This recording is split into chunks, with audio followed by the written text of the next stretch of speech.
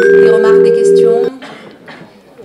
Est-ce à dire quand même que il peut y avoir donc un œil qui a un risque de faire une ectasie et un autre qui n'en a pas. Ça veut dire que ce n'est pas un kératocone. Finalement, il existe certainement des cornets qui ne sont pas des kératocones, et qu'on essaie de dépister en tant que tels pour les éviter de les opérer, mais ce ne sont pas des kératocones. Il faut arrêter de dire que ce sont des kératocones frusques. Ce ne sont peut-être jamais des kératocones frusques, mais simplement des déformations cornéennes qui ressemblent un petit peu aux kératocones, mais non. On appelle kératocone frusque, c'est la division de Kleist, la cornée adelphe d'un patient dont on est certain qu'il a un kératocone, parce que l'autre œil a un kératocone. Tout ce qu'on a montré là, nous on appelle ça détection d'yeux susceptibles de faire des ectasies, mais le seul modèle clinique pertinent qu'on a, c'est les formes très asymétriques de kératocone. Si on pouvait collecter tous les yeux qui avaient fait des ectasies en Orbscan, on pourrait aussi bâtir un logiciel à partir de ça. Mais il y a aussi parmi les gens qui font des ectasies, des gens qui se frottent les yeux vigoureusement, et qui n'auraient pas fait d'ectasie s'ils ne l'avaient pas fait, ces frottements répétés. Il y a aussi des gens pour lesquels la chirurgie a été un peu invasive, avec des capots de 200 microns, des murs résiduels à 200 microns, qui, encore une fois, s'ils avaient été plus épais, n'auraient peut-être pas exposé le patient à l'ectasie, donc c'est difficile. Mais néanmoins, il semble que ça fonctionne. Encore une fois, on aura bien sûr des faux positifs et des faux négatifs, comme tous les critères de détection. On ne prétend pas à la perfection, mais on prétend à ce que pour les patients, pour les médecins qui débutent en topographie, et puis ceux qui, parfois, même comme nous, se posent des questions, d'avoir un élément quantitatif et des cartes qui permettent d'avoir une interprétation plus évidente et plus immédiate du degré de susceptibilité à l'ectasie de la cornée. J'ai une remarque et une question. Alors d'abord la remarque, c'est que je me suis intéressé à travers ce que toi, Damien, et ce que David avait communiqué, justement sur l'intérêt de la face postérieure, et j'ai eu l'occasion de voir une patiente de 60 ans environ, dont la sœur avait eu un kératocone 20 ans auparavant. Et je lui ai fait une analyse par pentacam, la face antérieure était normale, et j'ai pu effectivement noter des éléments, en jouant notamment en neutralisant la partie torique, etc., mettre en évidence une certaine anomalie sur la face postérieure de la cornée. Alors maintenant la question, c'est en fait inconsciemment, moi je suis tout à fait favorable à ces scores, à ces évaluations, mais je pense qu'il serait intéressant de clarifier un point, c'est les valeurs qui sont prises en base de données, par exemple pachymétrie, qui servent à faire le radar, etc., sont-elles des valeurs rétrospectives, c'est-à-dire faites sur des patients ayant déjà eu, par exemple, des kératocones dont on a fait l'analyse préopératoire, ou est-ce que c'est purement prospectif, statistique, parce que comme ça permettrait de conforter un petit peu, enfin de conforter davantage l'intérêt de cette base de données qui sert à établir ce score.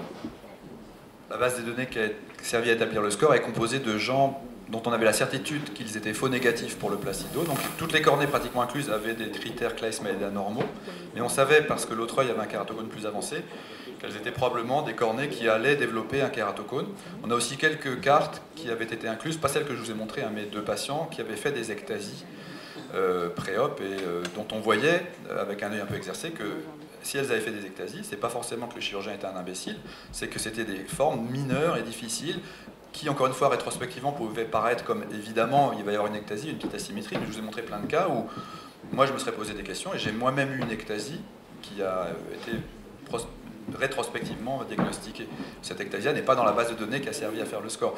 Est-ce qu'on pourrait enrichir la base de données et développer de nouveaux scores? Certainement. Et aujourd'hui, on travaille sur un nouveau score qui sortira, je pense, dans quelques temps, qui utilise les différences entre l'œil droit et l'œil gauche des patients. Il y aura un score, pour chaque cornée, il y aura un score de symétrie globale entre les deux yeux. Quel pourcentage de patients dans une population globale, de centrie, ont un score positif? En clair, sur 100 patients, combien sont déconseillés par ce score sur une population globale? Alors, on a à Singapour une étude en cours, donc, qui a été faite en aveugle, c'est-à-dire qu'ils nous ont envoyé 125 cornées, qui appartenaient à des patients qui avaient eu des lasiques et qui n'avaient pas fait d'ectasie après 5 ans, et d'autres cornées qui appartenaient à des patients qui avaient fait des ectasies, et d'autres cornées qui appartenaient à des patients qui avaient un kératocone de l'autre œil, mais qui étaient jugés normaux. Sur tous ces patients, donc, il y en avait une trentaine qui étaient à détecter, et donc 90 qui n'étaient pas détectés. Le score a détecté 80% des cornées qui étaient à détecter. Il n'en a pas détecté 20%. Et il n'a détecté par erreur que 2 cas sur les 90 qui étaient normaux.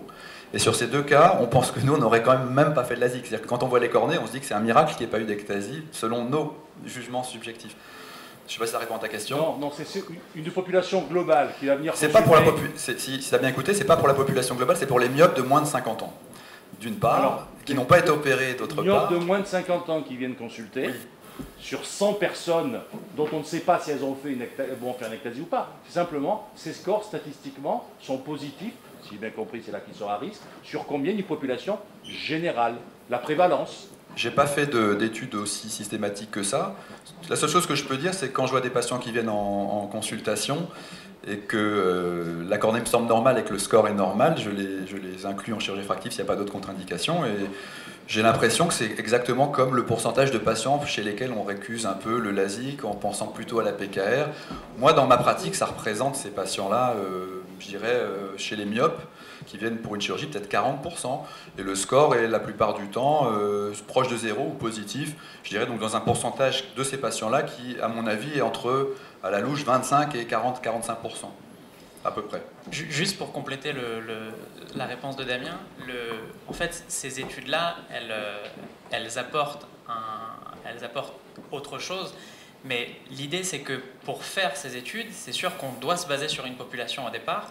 Et en fait, la population, le score sur lequel va être basé au départ la population, c'est un score qui va discriminer ces deux populations.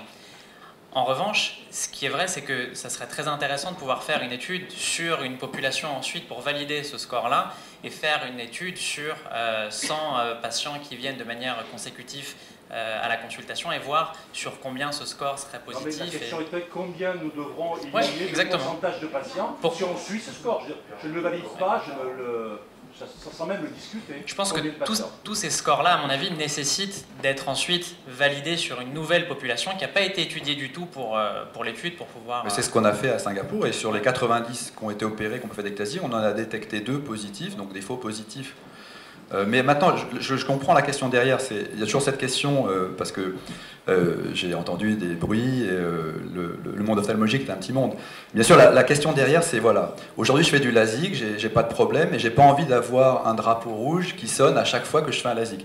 On n'a pas fait le score du tout dans cette idée d'empêcher le LASIK, puisque je pense qu'à la Fondation, on est parmi les centres à Paris et même en France qui opérons le plus, donc notre but c'est d'opérer plus et mieux.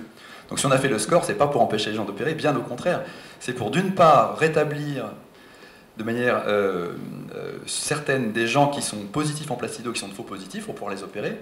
Et deuxièmement, et c'est encore plus important en termes de sécurité, de ne pas opérer des gens qu'il ne faut pas les opérer.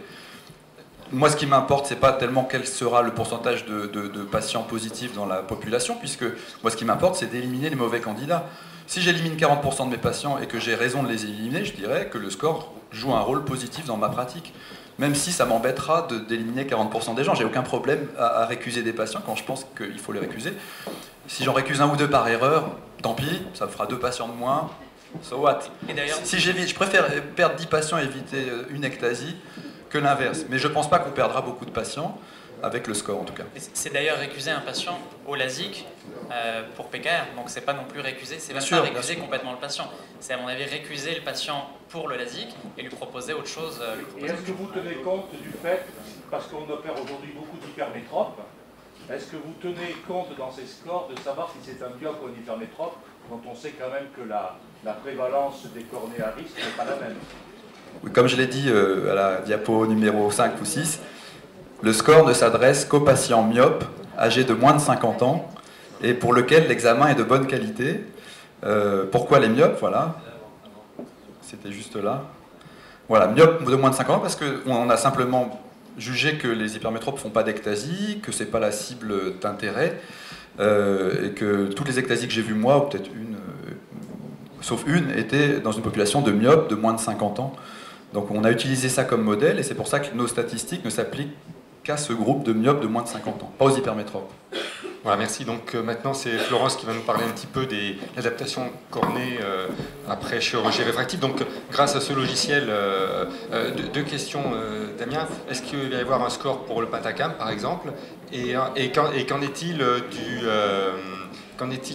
la topographie traditionnelle en complément donc, de l'élévation aujourd'hui dans ta pratique? Alors, il y aura un score d'abord pour l'OP des scans, parce que même si c'est un placido pur, on peut appliquer les mêmes techniques pour améliorer les indices placido. Les indices Kleist-Maeda, on a vu qu'ils n'étaient pas assez, on va dire, spécifiques et sensibles, donc je pense qu'on a fait mieux. Donc l'OP des scores va sortir très prochainement sur l'OP des scans. Au Pentacam, on travaille actuellement aussi, bien sûr, sur un logiciel qui utilisera les mêmes principes et qui devrait donner un score. Pour l'instant, on en est plus à la finalisation de l'algorithme qu'à la préparation du logiciel proprement dit.